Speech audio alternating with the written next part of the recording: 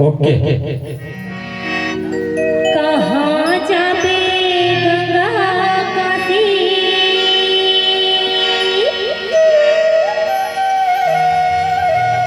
कहाँ जाबे चारों धाम,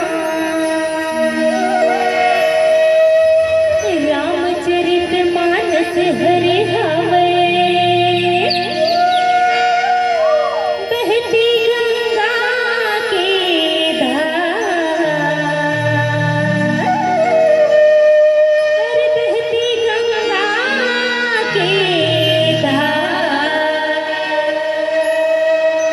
वास्तव में सही बात बोली है ना। अरे आप लोग बैठे हो ना, ये समाज गंगा है, ये रामायण गंगा है। कतका सुंदर लगा थे। ये बहती गंगा है, रामायण है ना, बहती गंगा है। बहती है गंगा धार,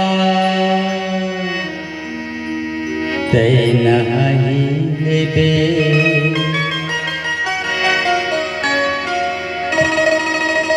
सगरी